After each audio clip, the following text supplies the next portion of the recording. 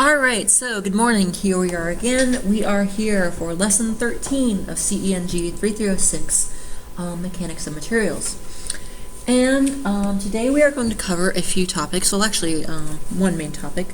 We are going to be working through sections 4.1 and 4.4, 4.1 through 4.4, not and 4.4. 4.1 through 4.4 in the Hibbler 9th edition textbook. So, learning objectives for this portion of the class, we're going to learn how to calculate axial deformations.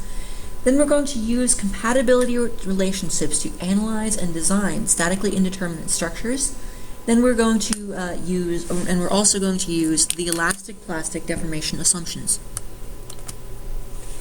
So, let's do all that nonsense.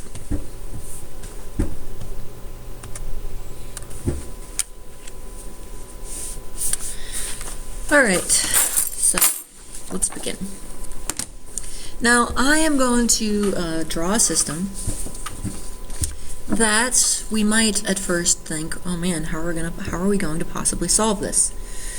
So let us consider this here.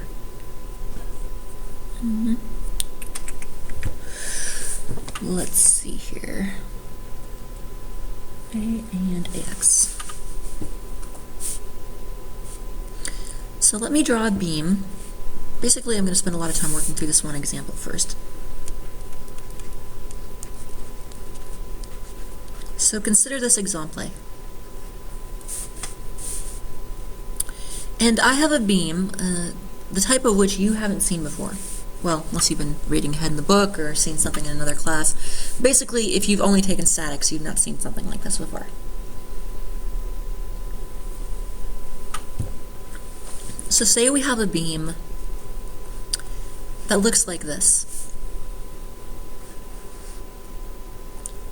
And I'm going to first draw it without the loads on it just to illustrate what we have going on here.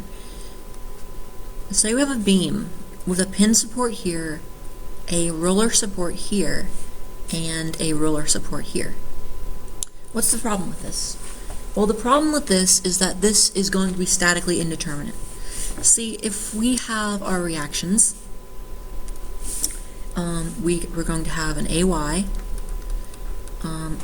This is point A, B, and C, by the way. I'll draw a more complete free body diagram with dimensions and things like that after this. AX, and then I'll have, let's see, I'm just going to, again, I always usually just assume all my deformation, all of my supports are upward. BY and CY. So we can see the issue here. If we have a single beam and we treat that beam as a rigid body, so we're going to assume that this beam is rigid, just like we usually do, then we have an issue, and that this is a rigid body. And if we have a single rigid body, the most reactions we can possibly solve for that using the equations of statics alone is 3. We have 3 equations of equilibrium. Ultimately, we can only solve for 3 unknowns. So we're going to use principles of deformation, specifically the deformation of the supports, in order to find that. So let's look at that. Let's see. Now let me draw this beam out with dimensions, loads, etc. So this was just a simplified thing. This was just a simple drawing to illustrate the concept. And I'm going to tell you a bit about this. I'm also going to tell you a bit about the supports. In previous classes, you have seen supports before, but you've never actually generally worried about anything about the supports in particular. You've simply said, oh, they are pins, or they are rollers. They are things that have the ability to resist infinite force. They're just rigid bodies in and of themselves. Here we're going to deal with non-rigid supports, and because we're going to use the deformation of the non-rigid supports in order to solve for the deflection of the overall beam. So I'm going to have point A here, point B, C, and D. Let's say point B, point C, and point D.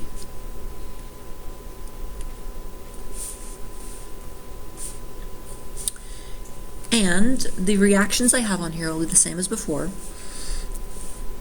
except I'm going to make a point to not simply draw these as rollers, but as actual columns that would be supporting this beam.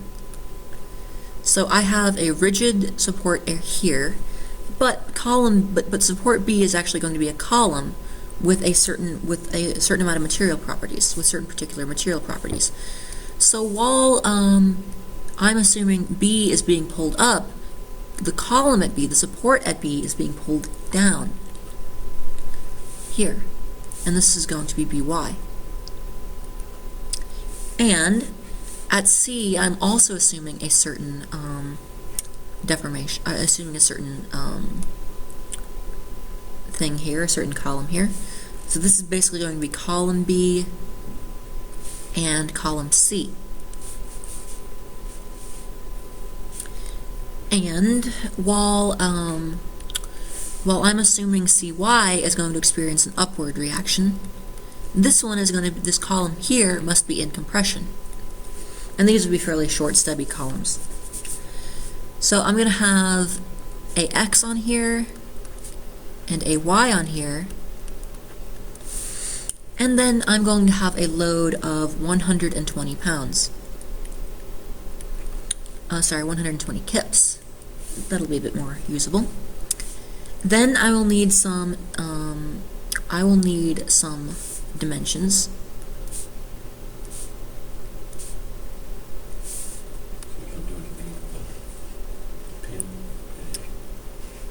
We're not going to worry about anything on the pin at A, no. That's just going to be a simple pin. It's actually just going to rotate, basically. Well, it's going to rotate, and it's, we could consider the column there, but frankly, we're just not going to need it. Okay. So if we had more unknowns, we could possibly use that there, but you'll see that we don't actually need to worry about the pin at A. 6 inches. Alright, so I do not have enough information to get all of the reactions, but using statics alone, I can solve for a relationship.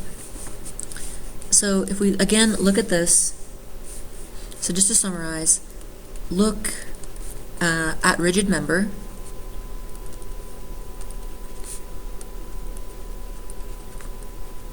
A, B, C, D.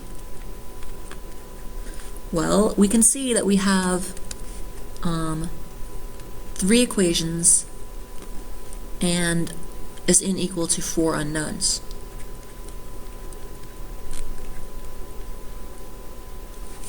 However, this one is 0. There are no x loads on here.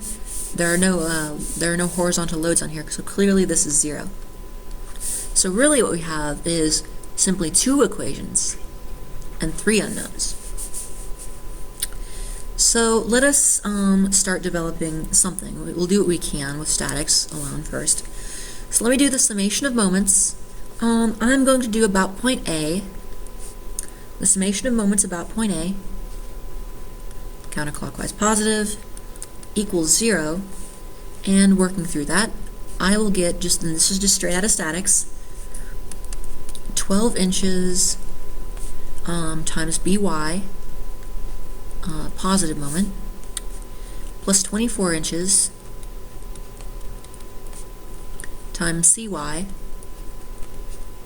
positive moment as well, minus 30 inches times 120 kips equals 0. And man, actually this is fine for a theoretical example, but if you actually think about it, 120 kips is a hell of a load on a 30-inch beam. But we're not going to worry about that.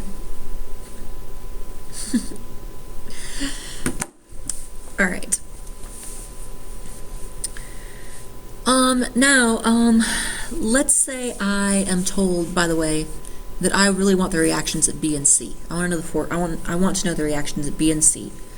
So I never actually asked for what we are looking for, and so we're asked to find reactions at B and C. If we can find that, we could easily find the reactions at A if we wanted to. It wouldn't be that hard. This is why I set up this equilibrium equation like this, because this will have the reactions at B and C as unknowns, And simplifying this, I will get the expression by plus 2cy is equal to 300 kips. And I'm going to define this as equation 1. I am going to define this as equation 1. Okay. So, we effectively, we cannot solve this using statics alone. We obviously cannot solve this using statics alone. However, what we can do is we can use what are known as equations of compatibility. We can use equations of compatibility to get more unknowns. That's fundamentally what we need. We need more unknowns. And in statics, the lovely thing about statics is that you don't have to know anything about the material properties. You don't have to know anything about the geometry of the beams. You could just model the beams as simple lines, and the equations of statics generally work just fine. Unless you're actually considering member self-weight or something like that. But when we start looking for more unknowns, we actually have to get into the nitty-gritty of what are these things made of? What are their dimensions? How are these actually going to work? And let's see. So we would need to actually solve for this. We would actually need to know something about these. Now, let's see. So I am going to tell you something about columns B and C, and this would have been given. I am told that column B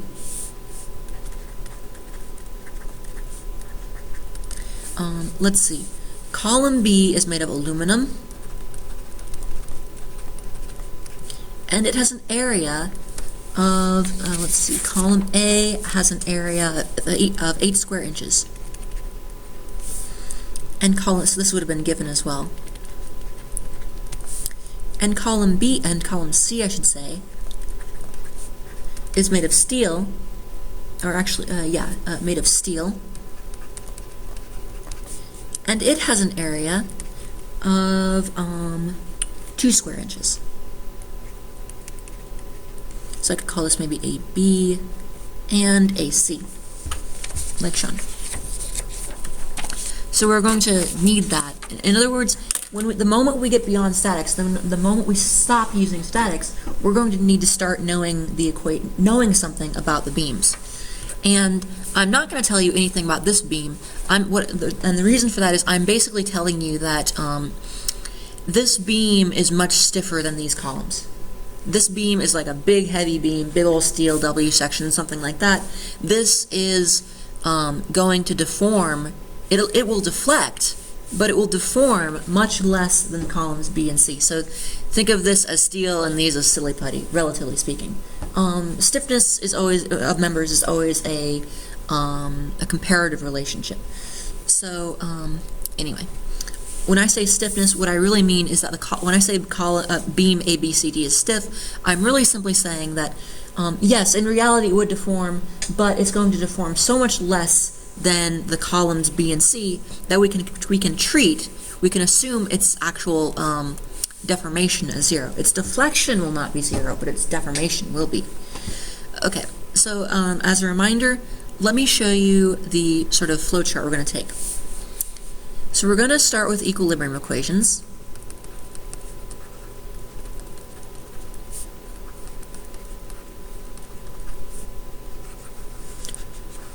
Or as some people pronounce it, equilibrium. Maybe someone somewhere does. I don't know, maybe.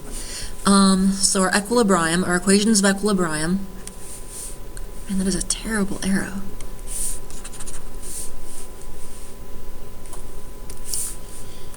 And then from that, we're going to get as far as we can using just the static equilibrium equations. Then we're going to use the compatibility equations.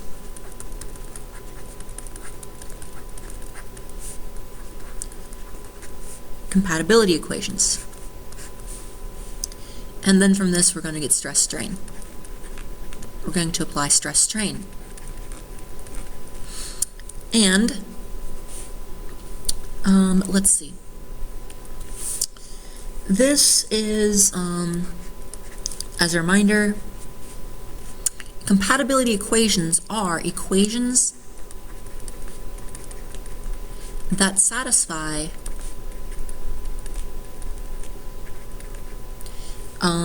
conditions for displacement.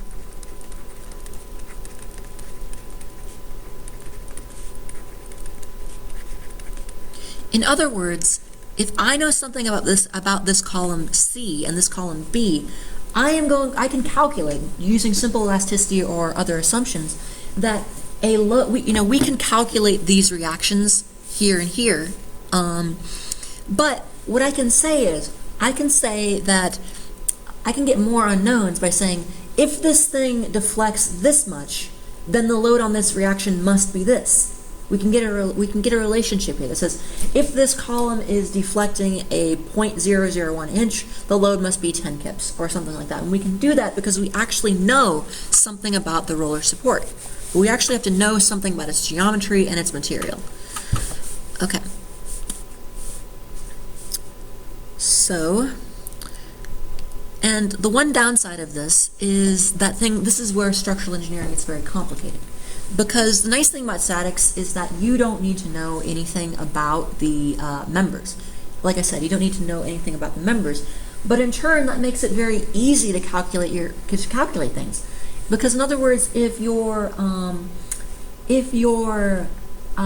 say your reactions are independent of the actual beam that you're using or the columns that you're using, except for self-weight, the loads on the column a column or the beam will not change based on the material properties. So in other words, you can simply you can almost do this in one iteration. You can simply say, oh, here are the loads, find a column or beam that will support them, you're done. You just select a section, that's it. But in turn, if you have a more complex system where your loads are actually going to be dependent upon the stiffness of your members, you have to do an iterative loop where you start with loads, you find the member sizes that would work with that, then you recalculate your loads, and you have to go in a couple circles again and again. And that's not an infinite process. It does, if you're doing it right, it will asymptotically approach a certain value, but it is much more time consuming. That's really what civil and structural engineers spend a lot of time doing, just getting stuck in iterative loops, which is really what a lot of engineering really is.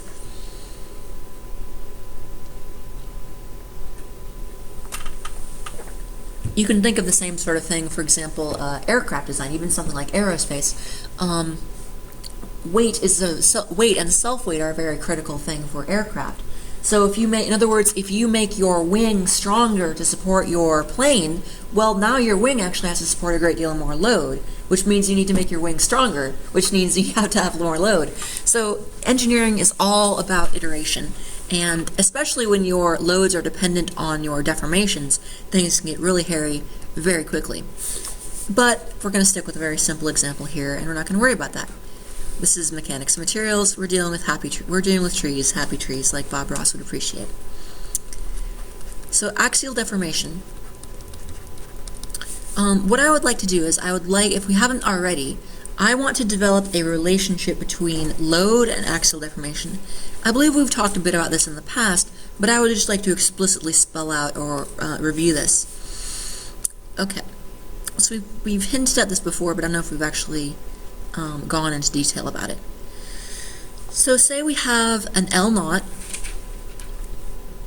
here, L naught, and this sample of material, we have an initial length here, L naught, and we are going to apply a tension or a compression, although I'll draw it as tension here. So we have the original shape and a deformed shape. And this thing is under load P. So this is assumed to be a CAL member, eccentric axially loaded member. I cannot talk today. And so we start with the equation. Average normal stress is going to be equal to P over A. And we know that strain is equal to delta over L naught. And we also know that sigma is equal to E times epsilon. So if we set these equal to each other, we will get that P over A, the stress, I'm going to set this equal to each other, and then plug this in for this, and get P over A equals E times times delta over L naught. The load over the area equals the modulus of elasticity times the deflection over the initial length. Oh wait, or actually what I would prefer this in the following form. This is the form I'm going to use. Delta equal PL over AE. This is actually going to be the form that's most useful to us. Now, a few things to note. First, I want to remind us of our assumptions baked into these equations.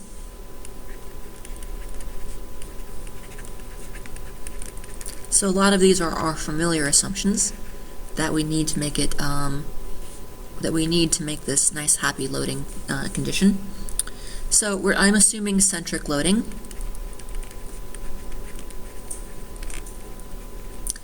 I am assuming that the material is homogeneous. I am also assuming that we have elastic loading, and this may prove critical. In other words, for each of the materials, we are assuming that it is well within its elastic range. And so these are this assumption and this assumption are, and actually the third assumption too, so let me write that. Constant cross section.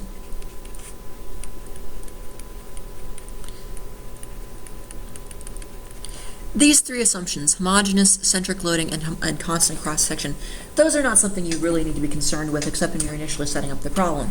As long as you're using a, just when you're first setting it up, you can immediately tell whether it's homogeneous. It's homogeneous whether you chose a homogeneous material or not. It's centric loading whether you put the beam on, centric or not. It's constant cross-section.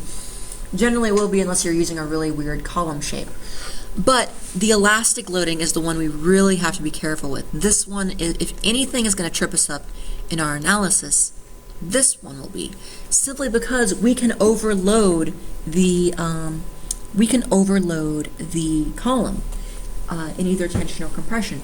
If we, as we're calculating our reactions, if we find that our reaction is producing a stress that is beyond the elastic stress level, then we're going to have a problem. We're going to have a problem, and we'll have to use a more advanced analysis. So let's see where this takes us. Now, and just as a side note, often this is referred to as, so delta equals PL over AE. AE is special. Often this is referred to as resistance, or rigidity.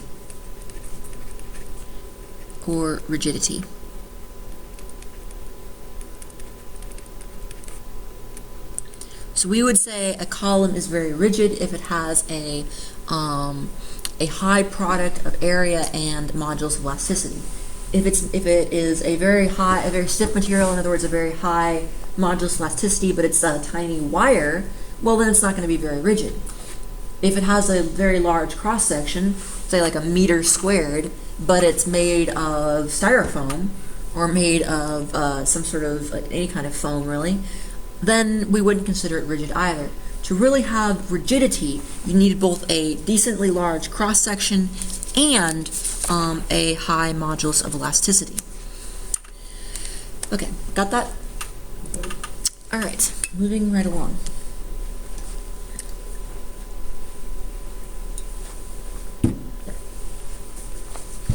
So next I am going to draw an assumed deflection diagram. Draw assumed deflection diagram. And from this I am going to calculate my deflections. Okay. So I'm going to draw my deflection diagram and I'm going to assume a certain behavior.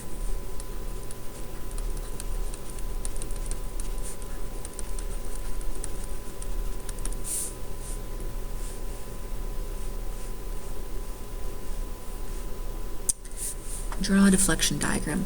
And I'm assuming this because I know on end A that I have a pin, and I know that on D it's a free end, so this is a reasonable assumption.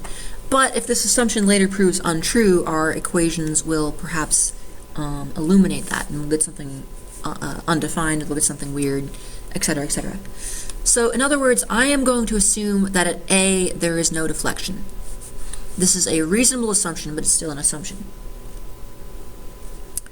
So I am going to assume that there is effectively a hinge at A. So in other words, let me draw the original location of the beam in black here.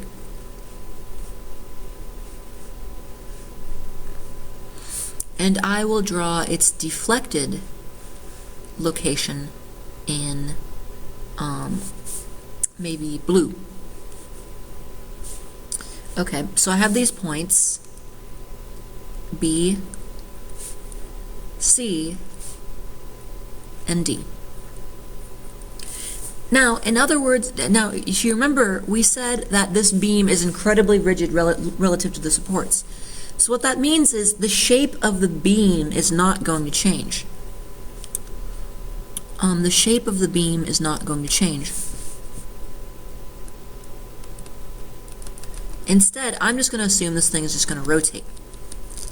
And this is greatly exaggerated. This is a greatly exaggerated deformation. Exaggerated in the vertical direction. The actual deformations we're going to calculate, I mean, this thing is 30 inches long. This looks like it's deflecting 10 inches or something. But the actual deformation is going to be measured, the actual deflections here are going to be measured in tiny, tiny fractions of an inch, 0.002 inches or something like that. So, anyway. Now, let's see. So I am going to define I need to define a variable. And this variable is going to be theta, the angle that this beam is going to rotate. And so, then let me label a couple things. I'm going to call this delta B. I'm going to call this delta C. And I'm going to call this delta D, where this is the shifted position of B, C, and D. Now, some of you may be saying, Miss Larson, there's something up here. In that, if you notice, I mean, clearly, I mean, the question that is raised by this is, hey, this thing is rotating. And you just told me that this thing is rigid and not going to deform. Why is this straight downward? If you can't tell by my drawing, this is meant to be straight downward. If this as I've drawn this is actually probably longer than this one, isn't it? But it's the key to realize is that this is, again, greatly exaggerated. So, in other words, the rotation angle is so small, I can treat the deformations as purely vertical. So I'm assuming the deformations are purely vertical. If you assume, in other words, if you've all worked through the Pythagorean theorem before, so if you, in other words, if you have like, an example would be if you have something like on very small angles here.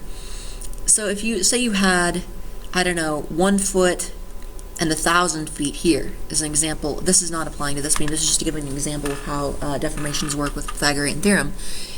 You know that this is approximately 1,000 feet as well. That extra foot adds barely anything to the overall length of the hypotenuse in a right triangle.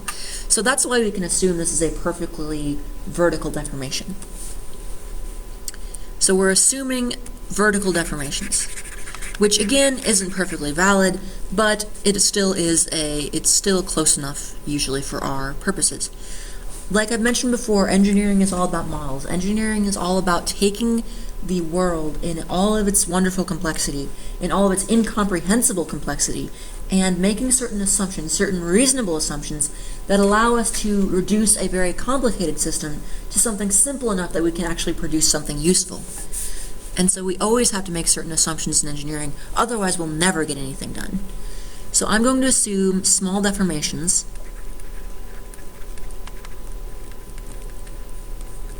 basically perfectly vertical. Perfectly vertical.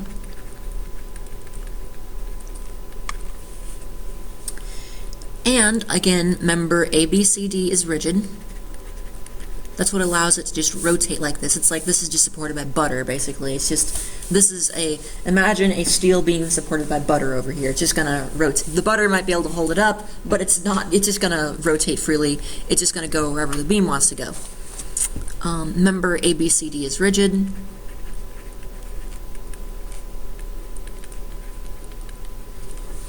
Speaking of butter, if you are free in August, you can go to my home state and go to the Iowa State Fair. And one of the things you can see there is the world-famous butter cow and other famous sculptures. There's this old lady who makes a whole bunch of sculptures carved purely out of butter and makes them every year. And if you feel so inclined, you can go there and see that, and it's kind of a attraction of the State Fair. So, but that has nothing to do with mechanics and materials. So, again, anyway. And we're also going to assume that the delta of ABCD is going to be equal to the deflections of the columns. So this is, like I said, B is a let's see, B is aluminum, and C is actually, let me write them the other way so I can remember that. B is aluminum, and C is steel. In other words, we're assuming that these deformations are equal to the deformations of the steel and aluminum column. Now, that need not necessarily be the case in the real system. For example, maybe as this thing deformed, if one of these, for example, in the real world, if one of these was going upward, maybe it would just, if this was just resting on top of the other one, maybe it would just lift off, maybe it would just lift up above the column and just not even be in physical contact with it anymore. But we're assuming that's not going to happen. So let us, I need to check my consistency and make sure that my free body diagram is going to work here. I need to, so normally with statics, we can sort of be blind. We can just assume a direction and things will work. But we need to be very careful. But that's, again, that's assuming we know nothing about the material. But when we actually know something, when we're actually depending on the material, we need to be very careful to actually assume that we need to be very careful that our assumptions about the directions of reactions are compatible with the material and the columns and such like that. In other words, we had to assume our assumed directions of forces are true, and the simple reason for that is that in this case, at least for this case, materials behave differently in compression and tension. A column in tension can usually go up all the way to its yield stress. A column in compression often buckling will be a limit state for that. So we need to make sure that our assumed deformation here is compatible with what we assumed. So check consistency.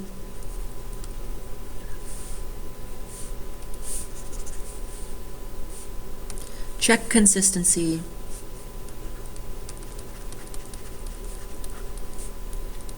Change free body diagram if necessary. If necessary.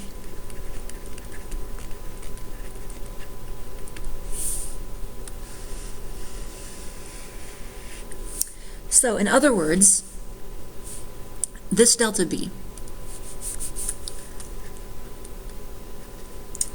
we're assuming that this is aluminum, or if you're British, aluminium, in tension.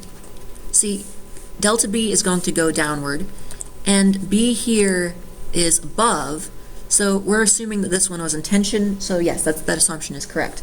If I assumed that this was downward, well then I would need to reverse the direction and recalculate my equation of equal, I would have to recalculate equation 1. This one is good with the free body diagram. I need to check delta C, and this one I'm assuming steel in compression. And since it's below the beam, that assumption is going to be valid. So we checked it with the free body diagram, we're good. Now, let's see. You got that? Okay. Now, let us look at, so I've repeatedly used this phrase, compatibility equations. Let us actually get some of these. I need actual equations.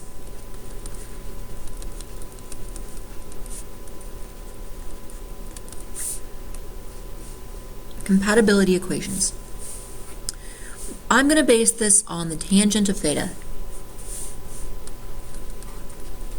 Tangent of theta, for this theta here, is always just opposite over adjacent. Is going to be equal to delta B over 12 inches equals delta C over 24 inches equals delta D over 30 inches. However, I don't have any reactions at D, so I'm not concerned about that. Now, what I'm really concerned with, I don't really care about theta. What I really need is this. Delta B over 12 inches equals delta C over 24 inches.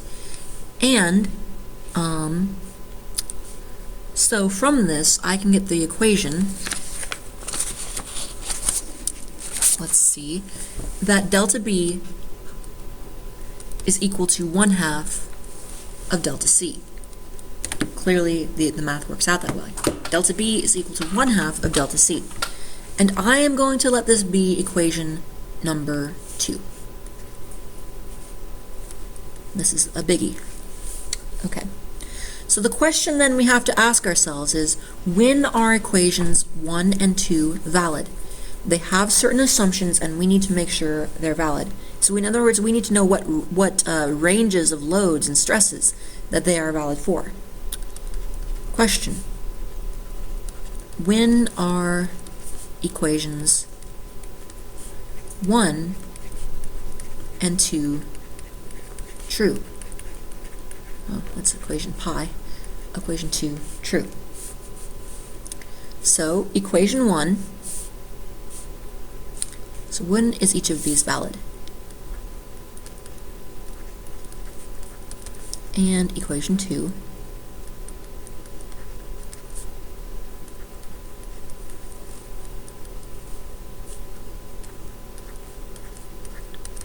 When is each of these valid? Well, equation 1 is probably the more universally valid one. This is valid whenever the structure is in equilibrium. So that's a reasonable assumption. That's, unless this thing is flying through the air, that's generally always going to be true. Valid when beam or when structure is in equilibrium.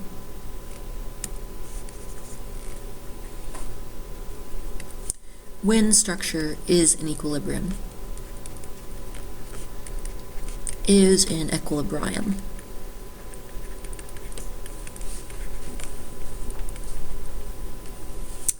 And equation 2 is equation 2 is valid as long as the assumptions are valid.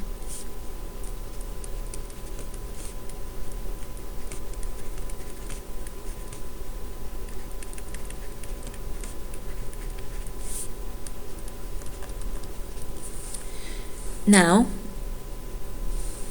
so let us develop these equations further. Let us look at this. So in other words, delta B is equal to lowercase delta b is equal to PL over AE for aluminum equals BY that's the load at the reaction at B times the length of the aluminum member over A times the modulus of elasticity of aluminum. The area of the aluminum member times the modulus of elasticity of the member. And delta C can be considered the same way, lowercase delta c equals PL over AE for the steel member equals CY is our P load on the column, for LST, the length of the steel member, over AST, the length of the steel member, the area of the steel member, cross-sectional area, times EST, modulus of elasticity. So here, this is our core assumption. Based on this and this valid if only elastic. Valid only if we remain in the elastic range.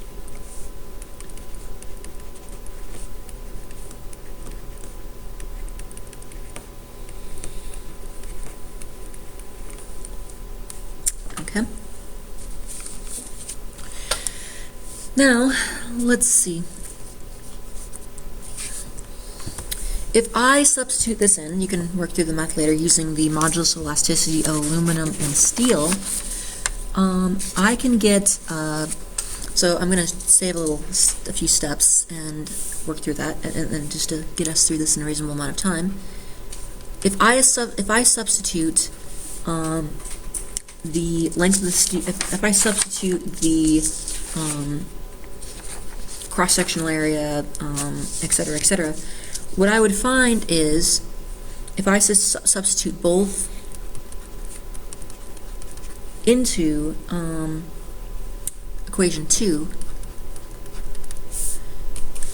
I would find that By, so you will need to consider the elasticity of the members and things like that.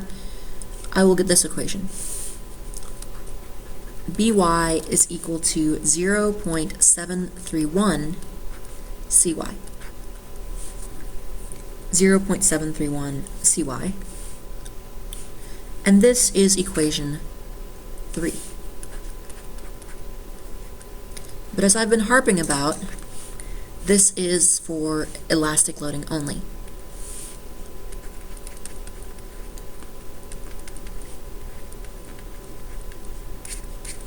Elastic only. So, if I then substitute this into equation 1, substitute into equation 1, into equation 1,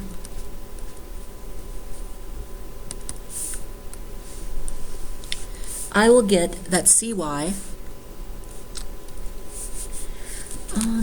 let's see.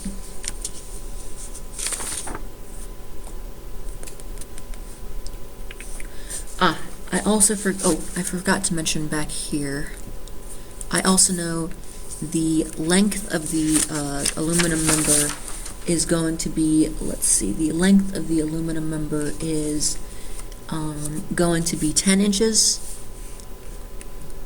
Length is 10 inches, and the length of the steel member, let's see, I'll have to look that up just a second. Off the top of my head, I don't know if I have that. Okay, but anyway, we'll need that when we get later to check stresses. Okay. Anyway, and the length of the steel member is something different, which I don't have in front of me. Let's see, I don't believe so. Let's check that. No, I don't believe so, unfortunately. Okay. Anyway. Okay. So, then let us say that Cy, if I substitute these in and do the final analysis, I will find that Cy equals 109.8 kips compression, and By equals 80.2 kips tension. Hey, what do you know? Works out. We done? No, we're not done. What do we have to do? We have to check if it's within the elastic range. Yeah, we have to check our assumptions. Answer? We're not done yet. Don't get off that easily. We need to check our assumptions. So first, let us check the elastic assumption.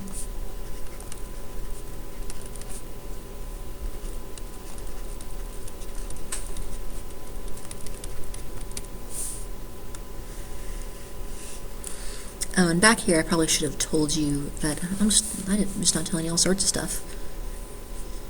That the sigma yield of aluminum, sigma y, is going to be 41 ksi, and this sigma y, the yield is going to be 36 ksi, because it's good strong American steel.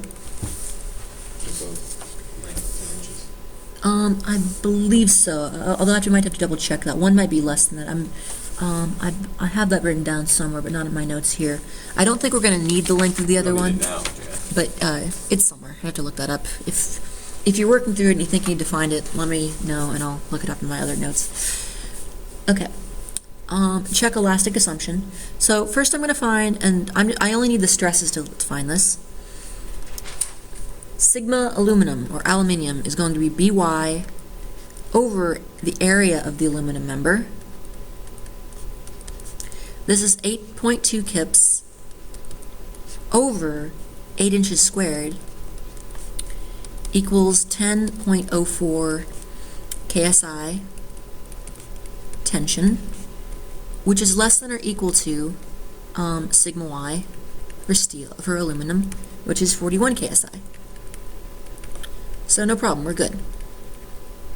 We can calculate the stress very easily just by dividing the axial load, but we can calculate the normal stress very easily just by dividing the axial load by the area, and that's it.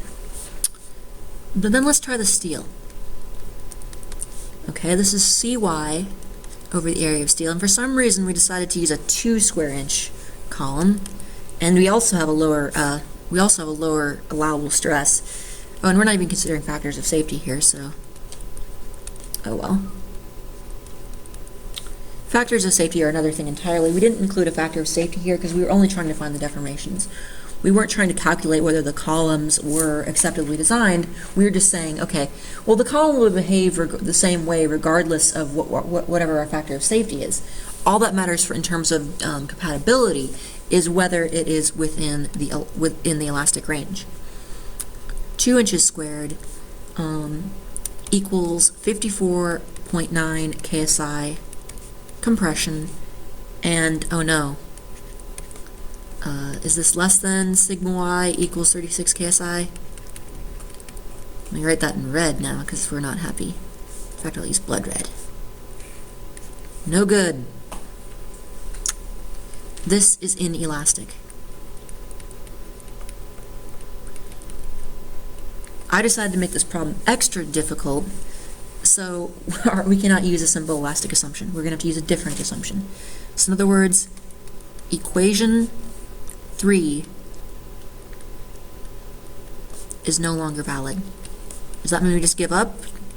No, we could give up and just say, oh, let's just use a bigger column, but no, we're not going to give up here. We haven't even begun to fight. Well, we sort of have, but anyway, in terms of the length of the lecture, at least, actually the length of this lecture is 18 hours. So what we can do, however, is we can make another assumption, and this is the elastic plastic assumption. The elastic plastic assumption.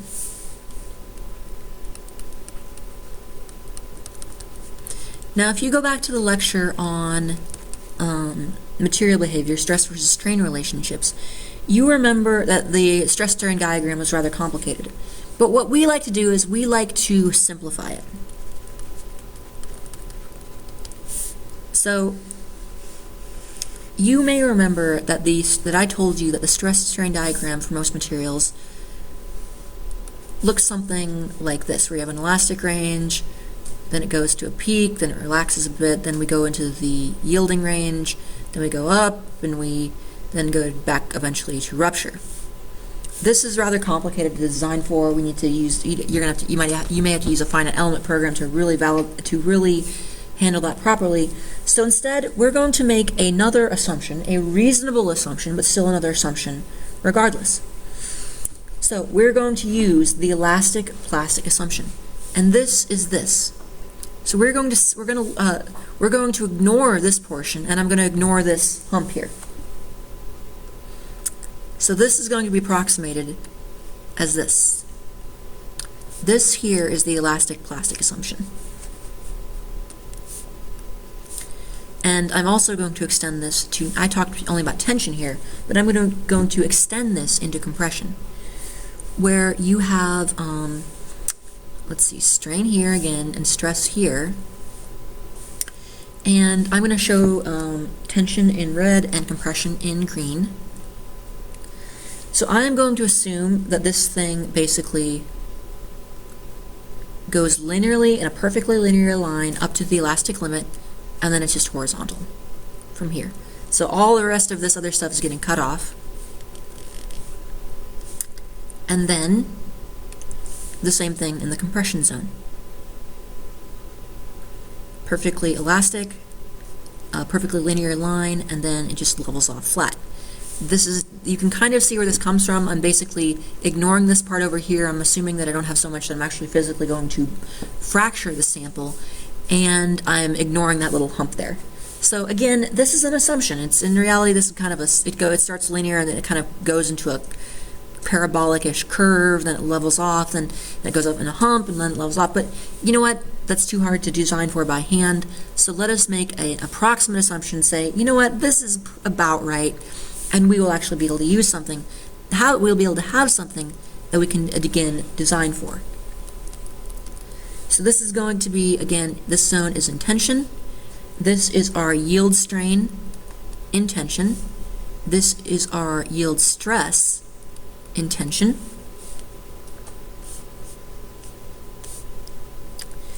This is our yield strain in compression. And our yield stress in compression. And so now I suppose, you know, we're going to assume this is symmetric, but I suppose you could get away just as well if you did have a material that was not symmetric in terms of its behavior in compression and tension. You could just have slightly different curves for each of these, and it would work just fine. The same method would work. So again, what we're doing is we're saying, you know what, the elastic assumption doesn't work, so elastic plastic assumption to the rescue.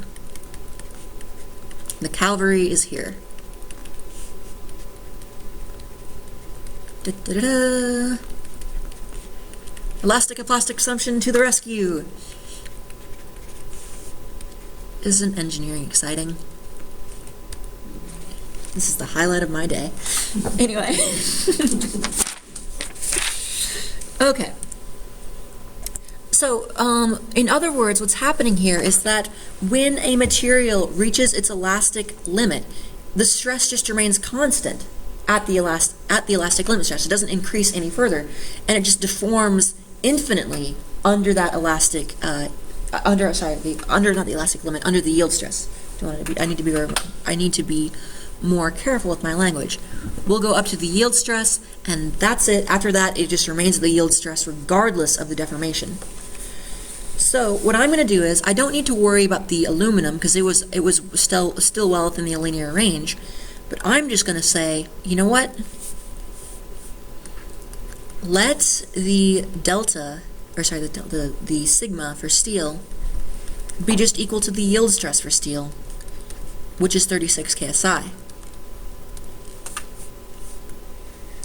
So from that, you know what? I'm just going to say forget it.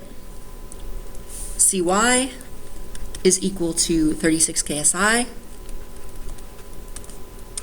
times 2 inches squared equals 72 kips. I'm just going to solve that with a single equation. I'm just going to say, you know what, we know that this is beyond the elastic limit, or beyond the elastic range, or beyond the yield stress, so we're simply going to say, forget it, it's all at the yield stress, 36 ksi times the area, done and done. 36 kips compression. Now generally, you've got to be careful with doing this. You do not want to just automatically, now you might be tempted to assume that this is, oh, I'll just do that every time. I'll just assume it's yielding every single time. But you don't want to do that because you might be in the linear range. You might be less. Okay, so then substitute into 1, substitute into equation 1, substitute into 1, into 1, and we get that By is equal to 156 kips tension. Now, we got to be careful. So look what's basically happened. Previously, the load was 80.2 kips on the support B. So instead, what has happened is we are now making the aluminum carry a greater load. The aluminum support at point B now has to carry a greater load. So you don't get something for nothing. You can't get more support than the yield stress allows you. But instead what's happening is the steel is just giving up and going home. It's just saying, you know what, aluminum, you take the rest of it. I am done here. The rest is on you, buddy. Okay, and also don't personify steel beams and columns. They don't like it. So, however, since our stress has increased here, our load has increased, our stress has increased, we have to be very careful. We have to check the stress on the aluminum. So let's do that. Sigma aluminum is going to be equal to 156 kips times 8 inches squared equals 19.5 ksi, which is less than or equal to 41 ksi. And you know what? We're good. We're still within the elastic range. Good. Still elastic. We're still in this range for the aluminum. Still elastic. And we're almost done. So what if we want to find the deflection at D, at point D?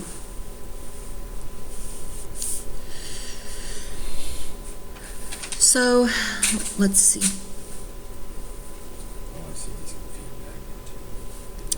So let's say we want to find the deflection at point D.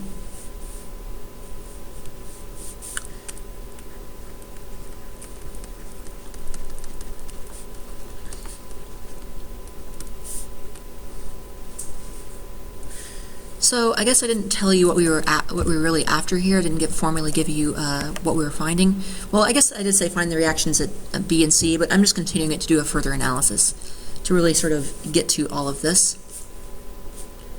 Well, we must start with the elastic member, because that's really going to be the governing one. The plastic one is simply going to deform however much is needed. The rest will just go along. The plastic one will just go along. With elastic member,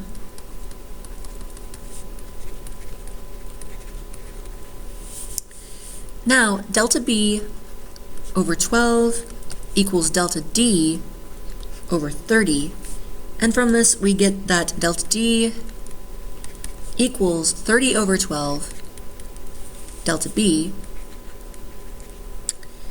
equals 30 over 12 times By A aluminum over, By L aluminum, not A aluminum, By L aluminum over the area of the aluminum member times the modulus of elasticity of aluminum.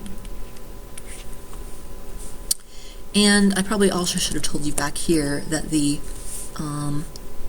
E here is 10,600. And E here is 29,000 KSI, because it's good strong American steel. And then now it's just plug and chug. Delta D is going to be equal to 30 over 12 times 156 KSI, or sorry, 156 kips. Let's leave it, I guess, yeah. 156 kips times 10 inches times 10 inches over 8 inches squared times 10,600 KSI.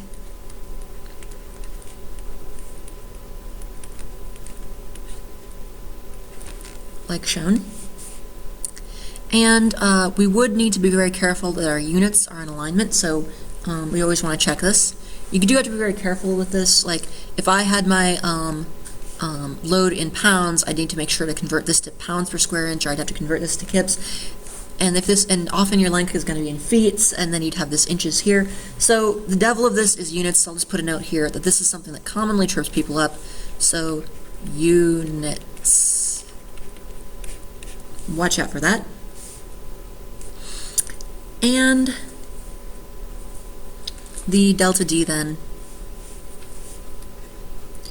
Delta D is 0.046 inches downward.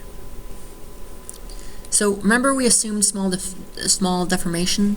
Is this a reasonable assumption? I think so. It's reasonably small, but who knows? It would depend on what your particular system. Small, so we can discuss that. We can say, is this really a small assumption? Small, is it small enough? Are our assumptions okay? These are the considerations we need to be thinking about.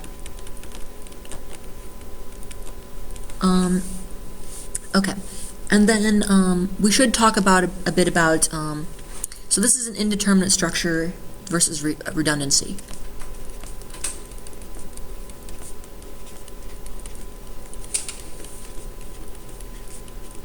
Almost done. Redundancy.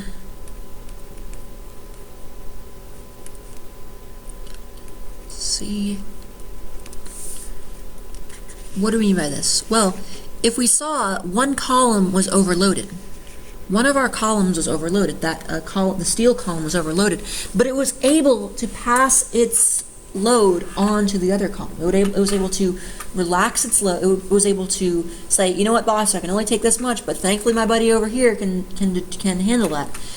Statically determinate structures, while they are easier to design and calculate, they have no redundancy.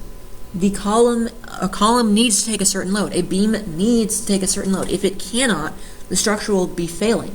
So the advantage of indeterminate structures is that they have redundancy. If you have a purely statically determinate truss, if I go along and saw one of the members in half, that whole truss is coming down, as long as it's not a zero force member, but we're not need to worry about that. But generally, if I go to any like large pin truss and cut with a torch one of the upper or lower horizontal members, that truss is coming down. So that is the advantage. That is the disadvantage of statically determinate structures. Trusses are easy to analyze and they're great and they're simple to design. They're very efficient, but they have no redundancy. So pluses and minuses therein. And maybe finally, I will look at the overall system factor of safety. System factor of safety with respect to the yield stress.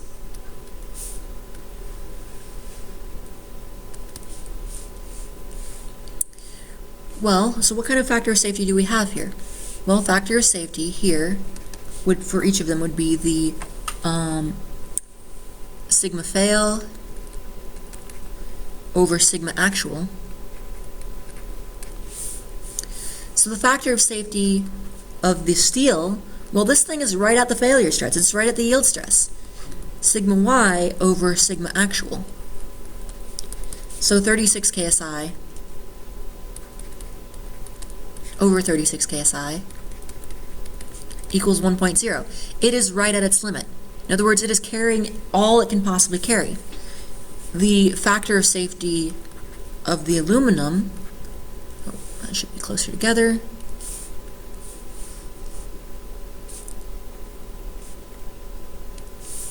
of the aluminum is also sigma y over sigma actual equals 41 KSI over 19.5 KSI,